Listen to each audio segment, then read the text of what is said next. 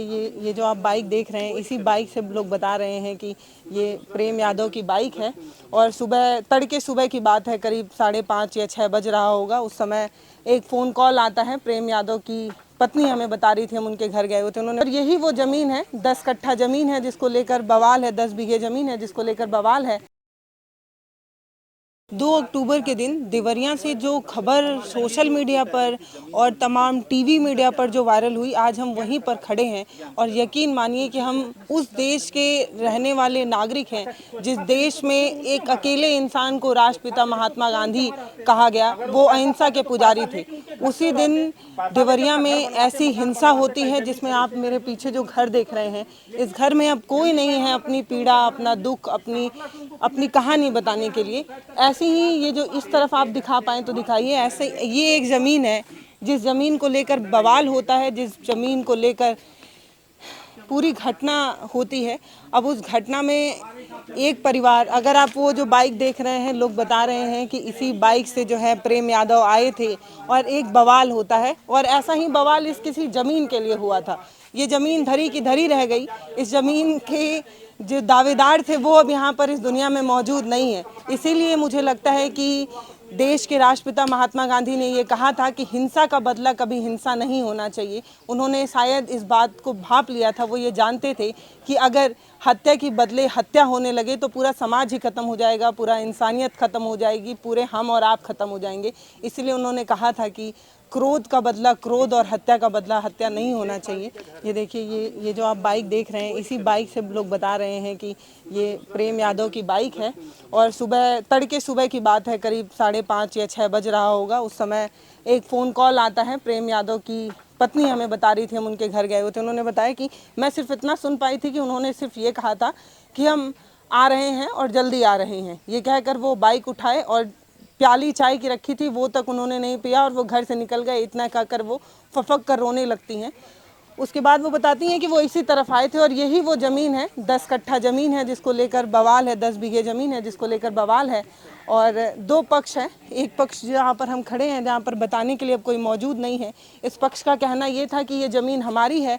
और प्रेम यादव जी, उनका कहना ये था कि हमने ज़मीन खरीद ली थी, ये ज़मीन हमारी है। बस यही एक बवाल है इस ज़मीन को लेकर, जिसको लेकर अब 2 परिवार बर्बाद हो चुके हैं। उन पक्ष का कहना ये है कि हमारे घर में जो हमारे मालिक हैं वो अब मौजूद नहीं, जो हमारे पास भी 3 बच्चे हैं, उनको अब देखेगा कौन, उनके बारे में सोचेगा कौन। इस तरीके से प्रेम यादव के घर के लोगों का कहना है। और एक परिवार ये है सत्य प्रकाश दुबे जी का।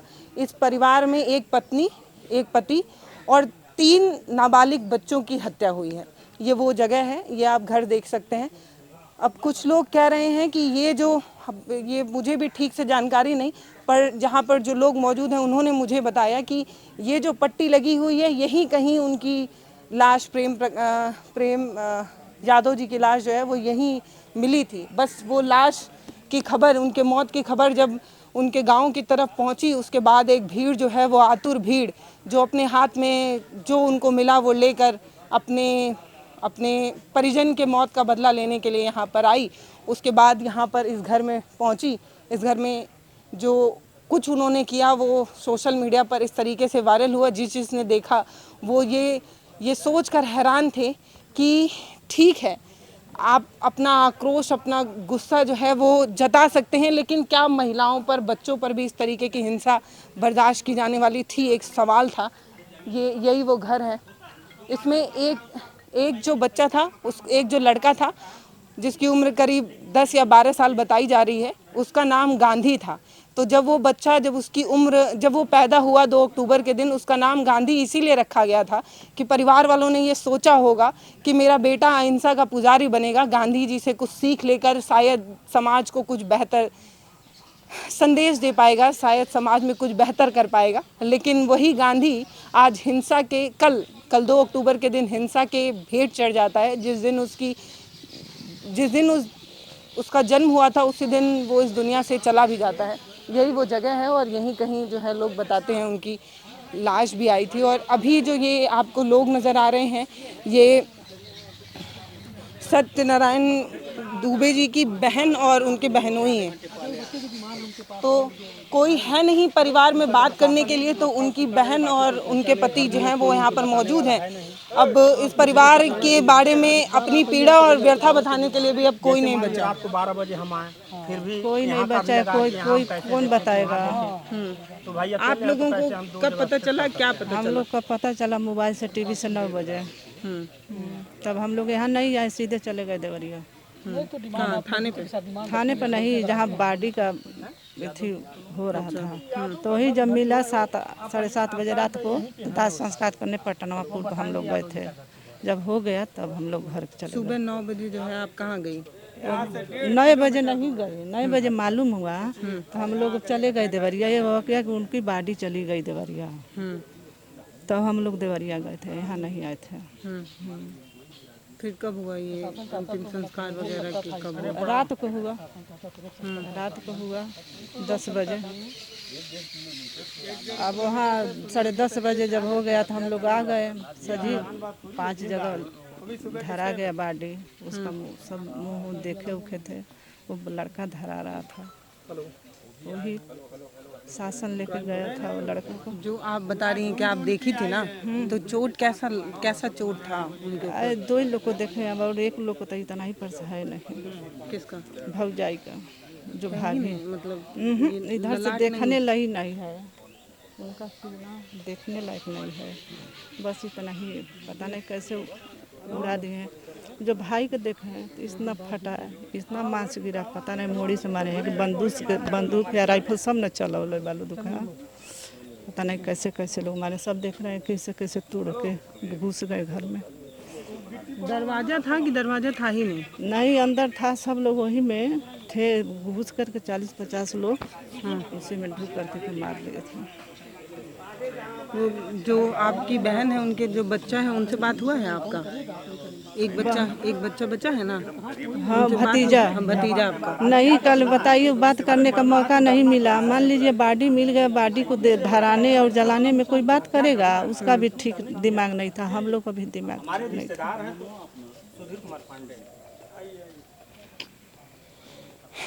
हिंसा कभी अच्छी नहीं होती, और हिंसा, आप इस हिंसा से एक सीख ले सकते हैं अगर लेना चाहें तो। मानवता जब किसी ज़मीन के लिए या अपने लाभ के लिए जब हिंसा पर उतारू होती है, तो ऐसी चीज़ें निकल कर सामने आती हैं।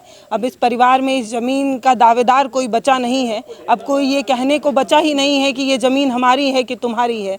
तो यही वो ज़मीन है जिसकी दावेदारी के लिए हत्याएं हुई, यही वो ज़मीन है। अब इस ज़मीन में जो एक प्रेम यादव थे, जिनका ये कहना था कि ये ज़मीन हमारी है, अब वो स्वर्ग से लौट कर या नर्क से लौट कर आकर कह भी नहीं पाएंगे कि ये ज़मीन हमारी है, क्योंकि अब वो इस दुनिया में बचे ही नहीं। और जो आप उस तरफ घर दिखा रहे हैं, उस घर में भी अब कोई बचा नहीं। तो कहते हैं कि जर, जोरू और ज़मीन, ये 3 चीज़ है जिसके लिए अमूमन बहुत सारी हत्याएं होती हैं। और सबसे ज़्यादा हत्याएं अगर किसी चीज़ के लिए होती हैं तो ऐसे ही किसी ज़मीन के लिए होती हैं। हम इंसान अपनी ज़िंदगी में बहुत ज़्यादा कमाना और बहुत ज़्यादा ज़मीन ले लेना चाहते हैं, लेकिन इस बात का इल्म हमें नहीं है कि हम जब इस दुनिया से लौट कर जाएंगे, जब इस दुनिया को छोड़ कर जाएंगे, तो ये ज़मीन ऐसी ही धरी की धरी रह जाएगी, ये फसल ऐसे ही लहलाते रह जाएंगे, लेकिन इसको पूछने के लिए कोई नहीं होगा। इसको, जैसे अभी दुबे परिवार हैं, उनमें एक लड़का बचा हुआ है, और एक जो छोटा बच्चा है अनमोल, उसकी उम्र 8 साल है। वो अस्पताल में गंभीर रूप से घायल है और एडमिट कराया गया है, वो अभी स्वस्थ नहीं हो पाया है। और एक बच्चा जो है वो पुलिस कस्टडी में है। वो अपने भाई के लिए, अपने भाई को जन्मदिन का तोहफा देने के लिए किसी दूर गांव में जाकर पूजा पाठ करने गए थे, ताकि शाम को जब लौटेंगे तो अपने भाई के जन्मदिन पर एक अच्छा सा तोहफा लेकर अपने छोटे भाई को लेकर जाएंगे। लेकिन उन्हें इस बात का खबर ही नहीं था कि वो अपने घर को छोड़कर जब लौटेंगे, तो जब कुछ घंटे बाद उसी घर में लौट कर आएंगे तो घर नहीं, शमशान बना होगा, वहाँ पर कोई मौजूद नहीं होगा। सच में सिर्फ कुछ घंटे की लड़ाई, सिर्फ कुछ घंटे की हिंसा में आप देख सकते हैं कि पूरा घर ख़त्म, पूरा परिवार ख़त्म। लेकिन हैरानी और परेशानी इस बात की थी कि जिन लोगों ने हथियार उठाया था, जिन लोगों ने, ग्रामीण लोगों का ये, यहाँ तक ये भी कहने का दावा है, लोगों ने ये तक दावा किया है कि वो लोग अपने हाथ में राइफ़ल, बंदूक जैसी चीज़ें लेकर आए थे, धारदार हथियार लेकर आए थे, और ये तक भी कहा कि सत्यप्रकाश दुबे की जो पत्नी थी वो गिड़गिड़ा रही थी, वो मतलब माफ़ी मांग रही थी, वो ये कह रही थी कि छोड़ दो, बख्श दो, लेकिन तब भी कोई सुना नहीं, ये तक भी लोगों ने बताया। लेकिन हैरानी और परेशानी इस बात की थी कि छोटे मासूम बच्चे, जिनको शायद इस बात का इल्म भी नहीं होगा कि ये ज़मीन जिसको लेकर विवाद हो रहा है, ये जो ज़मीन है वो किसकी है किसकी नहीं है, छोटे नाबालिग बच्चों तक को नहीं छोड़ा गया, छोटे नाबालिग बच्चों से भी बदला लिया गया, छोटे नाबालिग बच्चों से उनकी ज़िंदगी छीन ली गई। उसमें कई बच्चियां जो थी, लड़कियां भी थी और लड़के भी थे, और महिलाओं को, उनको भी मौत के घाट उतार दिया गया। तो कहते हैं कि प्यार और जंग में सब जायज़ है। तो अगर ये खूनी जंग थी तो लेकिन इसमें भी किसी महिला को, किसी नाबालिग बच्चे को उसकी ज़िंदगी छीन लेना, उसको इस तरीके से परेशान, और सच में मुझे नहीं समझ में आ रहा है कि मैं इस पे क्या बोलूं, कैसे बोलूं। और बस मैं आपको इतना बता देना चाहती हूँ कि अभी जहां हम मौजूद हैं वहां पर पूरा इलाका जो है वो एक छावनी की तरफ बदला हुआ है। आप यहां पर देख सकते हैं हर जगह जो आपको पुलिस की गाड़ियां जो है थोड़े थोड़े दूर पर जो है वो मुस्तैदी से खड़ी है, इसलिए कि आगे अब यह हिंसा जो है वो ना भड़के, आगे किसी तरीके की अप्रिय घटना ना हो जाए। लेकिन एक सवाल मेरा है कि इस ज़मीन को लेकर करीब 5 साल से 8 साल लोग बता रहे हैं कि विवाद चल रहा था, तमाम तहरीर दी गई थी, पुलिस में भी बताया गया था, तमाम एप्लीकेशन, कागज़ पत्तर भी दौड़े थे। तो क्या पुलिस की भी थोड़ी लापरवाही रही होगी? क्या पुलिस ये जानती भी रही होगी कि दो पक्ष जो है इस तरीके से एक ज़मीन को लेकर विवाद कर रहे हैं? उसके बाद थोड़ी अगर लापरवाही पुलिस की रही हो तो उस पर भी जो है एक्शन लेने की ज़रूरत है। हालांकि योगी जी ने ये कहा है, उनका एक्स पर वो क्या अपनी बात रखते हुए ये कहते हैं कि ये जो मामला है, इस परिवार के साथ मेरी पूरी संवेदना है, मैं बहुत दुखी हूँ और मैं कठोर से कठोर कार्रवाई के आदेश देता हूँ। उन्होंने ये कहा कि इस मामले में किसी को भी बख्शा नहीं जाएगा, इस तरीके की चीज़ें। इसके पलट अखिलेश यादव ने ये कहा कि आपके पीड़ा, आपकी हिंसा से ना तो परिवार लौट पाएगा, ना तो जिनकी ज़िंदगी चली गई है वो लौट कर आ पाएंगे। तो ये मुद्दा जो है वो सियासत का रंग ज़रूर ले रहा है, लेकिन मेरा सवाल सिर्फ इतना है कि हम सभी इंसानों ने अपने आप को कितना स्वार्थी और लालची बना दिया है। आज जब इस लहलाते फसल को जब मैं देख रही हूँ, इस लहलाते फसल को जब एक किसान देखता है तो उसकी आंखों की चमक बढ़ जाती है। वो ये सोचता है कि इस फसल को जब काटेंगे तो बिटिया की शादी करेंगे, बिटवा को वहाँ पढ़ाने ले जाएंगे, और तमाम उम्मीद और भावनाओं को लेकर वो एक मिट्टी को हल चलाकर फसल तैयार करता है। लेकिन इस फसल को देखकर सच में एक संवेदना है कि अब इस फसल को काटने के लिए कोई यहाँ मौजूद नहीं है, इस फसल का अब दावेदार कोई मौजूद नहीं है। ये ज़मीन यही है और जो दावेदार थे वो अब इस दुनिया में नहीं है। नमस्ते, मैं पल्लवी हूँ, आप भारत एक नई सोच देख रहे हैं। जब पूरा देश अहिंसा के पुजारी से सीख ले रहा था, तब देवरिया में इस तरीके की घटना हुई जो पूरे प्रदेश को शर्मसार करती है। उस देश के उन नागरिकों को भी शर्मसार करती है जो ये कहते हैं कि हम गांधी के पद चिन्हों पर चलकर भारत को वो लोकतांत्रिक देश बनाना चाहते हैं जो गांधी बनाना चाहते थे। तो गांधी जी ने अगर इस घटना को देखा होगा तो वो सच में उनकी आंखें रो रही होंगी, वो सच में परेशान होंगे कि मेरे ही नाम के एक बच्चे को हिंसा के भेंट चढ़ा दिया कुछ लोगों ने। नमस्ते, मैं पल्लवी हूँ, आप भारत एक नई सोच देख रहे हैं। बहुत धन्यवाद।